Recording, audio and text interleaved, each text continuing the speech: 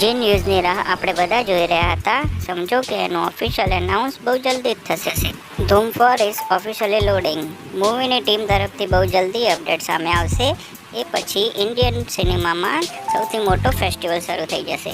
વાત કંઈ એવી છે, 27 ઓગસ્ટ 2004માં રિલીઝ થઈ હતી ધૂમ પાર્ટ 1, જે બોલિવૂડ મૂવીની આઇકોનિક મૂવીમાંથી એક ગણાય છે. જોન ઇબ્રાહિમનું બેડ ગાય કેરેક્ટર આજ પણ કેટલું અંડરરેટેડ છે. પહેલી વાર આપણી જનરેશને કોઈ હીરોની જગ્યાએ એક વિલનને પસંદ કર્યો હતો. એના પછી ધૂમ 2 આવી અને ધૂમ 3 બોક્સ ઓફિસ પર એક નવા જ રેકોર્ડ બનતા રહ્યા.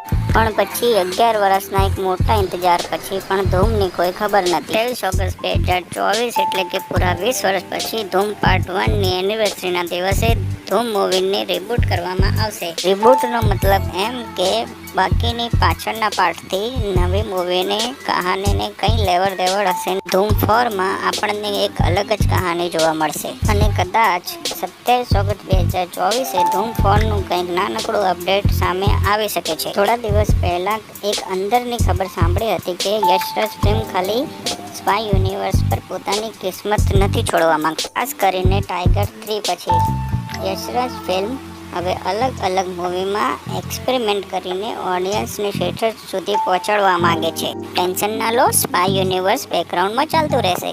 આ બાજુ આલિયા ભટ્ટ અને શર્વરીની નવી મૂવી આલ્ફા બહુ જલ્દી રિલીઝ થશે, જેના પછી તરત વોર 2ના દરવાજા ખુલી જશે, જેમાં ઋતિક રોશનના સામે જુનિયર NTR જોવા મળશે. આ દરમિયાન યશરાજ ફિલ્મ બીજી ડિફરન્ટ મૂવી પર કામ કરવાનું શરૂ કરશે, જેમાં સૌથી પહેલી મૂવી આવશે મર્દાની. રાની મુખર્જી પોતાનું કમબેક એના સ્પેશિયલ કોપ અવતારમાં જોવા મળશે. તેમના સામે હમણાં કોઈ ખતરનાક નવો વિલન શોધવામાં આવી રહ્યો છે. આ બધાની વચ્ચે એક અંદરની ખબર એ છે કે યશરાજ ફિલ્મ ધૂમ 4માં નવી જનરેશનને લઈને રિબૂટ કરવાનો પ્લાન બનાવી રહી છે.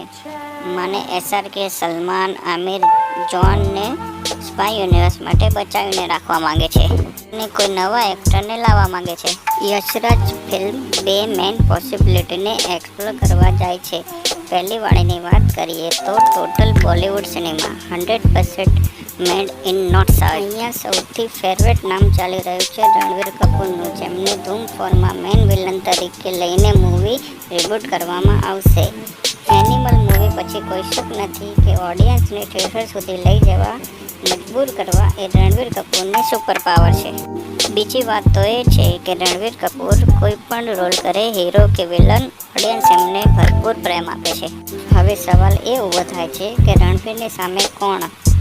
3-4 નામ સામે આવે છે, જેમાં શાહિદ કપૂર, રણવીર સિંહ, વિકી કૌશલ અને અક્ષય કુમાર સામેલ છે. બીજી પોસિબિલિટીની વાત કરીએ તો સાઉથમાંથી કોઈ વિલન શોધવામાં આવશે, જેમાં સૌથી પહેલું નામ પ્રભાસનું સામે આવ્યું છે. નામ તો સામે રામચરણનું પણ આવ્યું છે, પણ લોકો એમ કહે છે કે કાસ્ટ કંઈ પણ કરો, મૂવીમાં જોન અને રિતિકનો કેમિયો હોવો જોઈએ તો જલસા પડી જશે.